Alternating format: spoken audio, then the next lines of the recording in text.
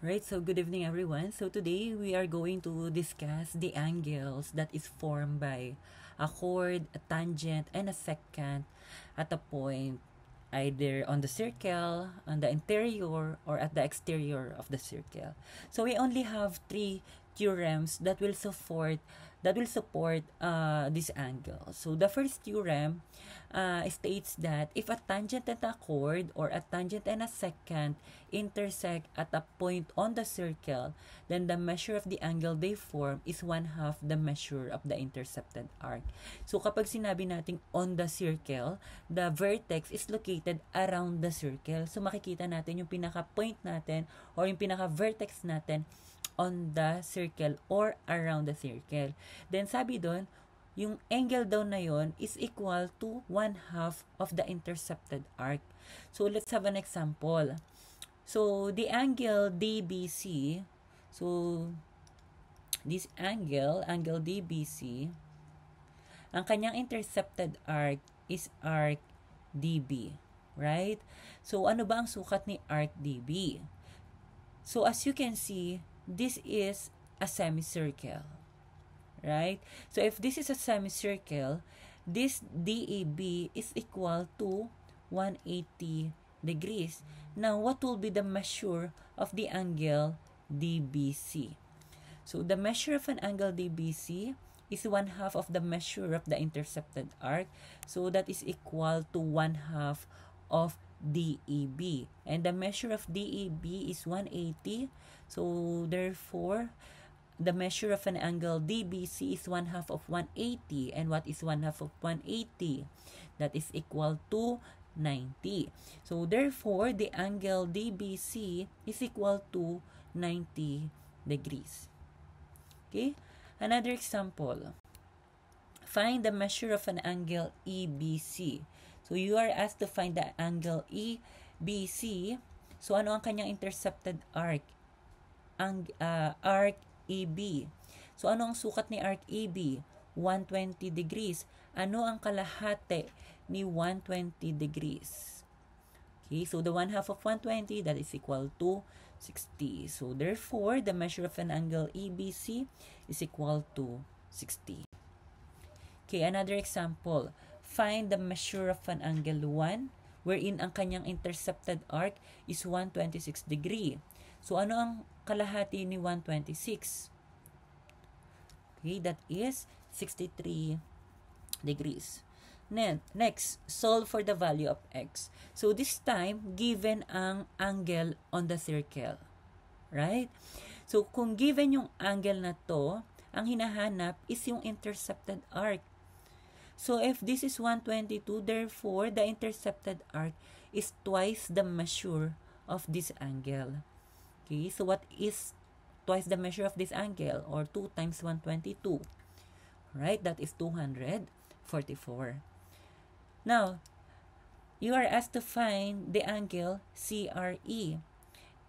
And ang kanyang intercepted arc is arc CR. Okay? And ano ang sukat ni arc CR? 300 degrees. So if this is 300 degrees, ang kalahati ni 300 is 150 degrees. So therefore, the answer here is 150 degrees. Okay, so I hope malino yung first theorem wherein it is the same theorem for the measure of an inscribed angle. Okay, so kapag on the circle, that is the same as inscribed angle. Okay. Another theorem is the theorem for the interior angle. Okay, or the location of the vertex is at the interior of a circle. So sabi dyan, if a 2 chord, 2 seconds, or a chord and a secant intersect in the interior of a circle, then the measure of one of the vertical angles formed is equal to 1/2 the sum of the measures of the arcs intercepted by those angles. Okay? So, ibig sabihin nito, kapag ang location doon ng vertex is nasa loob ng circle, kunin yung sum nung dalawang arc, nung intercepted and the opposite arc, then divided by 2. Okay? So, let's have an example. you are asked to find the measure of an angle 1. So, applying this theorem, so yung location ng vertex is in the interior. So, just get the sum of the intercepted arc, which is 125, and the opposite arc, which is 75. So, 125 plus 75, that is equal to 200. And ano ang kalahati ni 200? Okay, that is equal to 100. So, therefore, the measure of an angle 1 here is 100. Okay, another example. You are asked to find the measure of an angle 1. Okay, but the only given is the arc, this one, and the another arc here, which is the intercepted arc of angle 2. So, ibig sabihin, we cannot find the angle 1 looking at this given. So, but we can find the measure of an angle 2. So, ano yung magiging measure ni angle 2? So, your equation will be the measure of angle 2 is equal to 1/2 of what? 1/2 ni 75 plus 65. So, 75 plus 65, that is 140. And 1/2 ni 140, that is equal to 70. Now, if the measure of an angle 2 is 70, tatandaan nyo, by a supplementary angle, when they share the same side, they are supplementary, diba? As you can see here, they will form like a semicircle here. So, that is equal to 180 kapag pinag-add. So, yung angle na to, yung angle A dito, tsaka angle B, kapag pinag-add, they should be equal to 180. So, if the angle 2 here is 70, ano sukat ni angle 1? Okay. So, the measure of angle 1 plus measure of angle 2 must be equal to 180. So, ang given mo is measure of angle 2, that is 70. Then, to solve for the measure of angle 1, that is equal to 180 minus 70. And 180 minus 70, that is equal to 110. So, therefore, the measure of angle 1 here is 110. Okay? Next example. This is the same example, but another method of solving the same case or same problem. Now, to solve for the angle 1, ito ang hinahanap natin. Balik kayo sa concept na ano ang buong sukat ni circle. Diba? This is 360 degree. So, kapag pinag-add mo dapat lahat ng angle, ang sum niya, 360 degree. Now, yung given mo dito, meron kang 75 tsaka 65. Kapag pinag-add natin yan, that is 140. Diba? So, kung 140 yan, therefore, yung natitirang circle, itong dalawa, kapag pinag-add natin yung apat na angle na yan, dapat 360 yan. Pero wala ka nitong dalawa. So, therefore, yung magiging sum nitong x and y mo would be yung difference between 360 minus 140. Ano ang 360 minus 140? Okay, that is 220. So, yung x plus y, kapag pinag-add mo yan, that is 220. Bakit 220? Again, ang buong circle, 360. Okay? Meron kang dalawang given. 140 na yun. Therefore, yung matitira, dapat ang sum nila, 220 para maging equal sila kay 360. Malinaw? So, therefore, ano ba ang intercepted arc ni angle 1? X. Ano ang opposite arc niya? Angle Y. Wherein yung sum nila, i-divide mo lang kay 2. Ano yung sum nila? 220. And ano ang kalahati ni 220? That is 110. Okay? So, yun yung pinaka-basic na method to solve this kind of problem. Okay? If you do not prefer this, you can use the solution from the previous one. Okay, let's have another example. So, this time, ang hinahanap is the intercepted arc. Given this angle and the opposite arc. So, therefore, yung magiging equation mo, babalik ka pa rin doon sa pinaka-formula mo na ang angle is equal to 1/2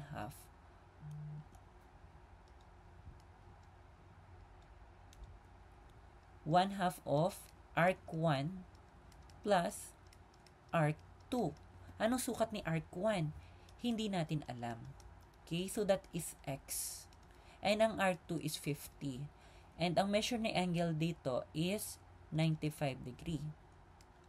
Now, para hindi ka mahirapan mag-solve dito, you can multiply both side by 2 para mawala yung fraction. So, mawawala si 1/2 dito. Okay, 1/2 times 2 kasi is 1, kaya 1 na lang matitira doon. So, on the right side of the equation, it will become x plus 50. And on the left side of the equation, that is 2 times 95, that is 190. And to solve for x, that is 190 minus 50 is equal to x. So, tinranspose lang natin to. Okay? And 190 minus 150 is 140. That is the value of x. Right? So, we can double check our answer. So, dapat kapag pinag-add natin to, then dinivide natin kay 2, dapat ang sagot is 95. So, 140 plus 50 divided by 2. 140 plus 50, that is 190. And 190 divides 2, that will give you 95. Okay, so, sana nagets yung problem na yan. And next problem, you are asked to find the opposite arc given this angle 44 and the intercepted arc is 58. So the equation will be the measure of an angle, ganun ulit, is equal to 1/2 of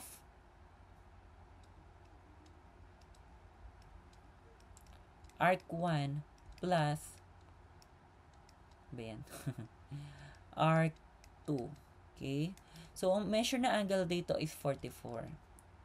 So, that is 44 is equal to 1/2 of, what is the measure of an arc 1? So, let's say that is x. And the arc 2 is 58. So, again, you have to multiply both side by 2 para ma-eliminate si fraction. So, 2 times 44 is 88. And the right side of the equation will be x plus 58. Then, transpose 58. So, this will become 88 is equal to, 88 minus 58.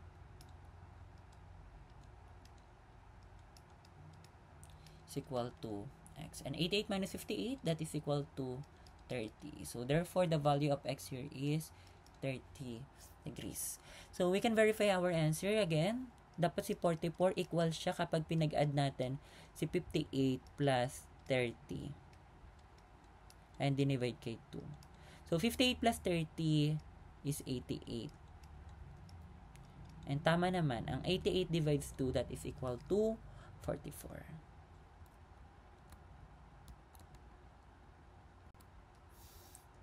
Right, so you can practice this one by solving for the value of x. So you can post this video, then verify your answer later. Okay, so the answer are for number 1, that is 100. Kasi 129 plus 71 is 200. And 200 divides 2 is 100. Okay, so the angle, the number 2, the value of x must be equal to 28. So, dapat kasi 52 plus 28, that is 80, and 80 divides 2, that is 40. Then, on this side naman, the measure of an angle x here, again, pag-add nyo to, 107 plus 19, that is 126. Then, 360 minus 126, that is equal to 234. Yeah, 234. And divided by 2, that is equal to 117. Okay. 117 yung sukat ni x here. Okay. So, the next theorem will be for the exterior of the circle, which will be on the next video na lang.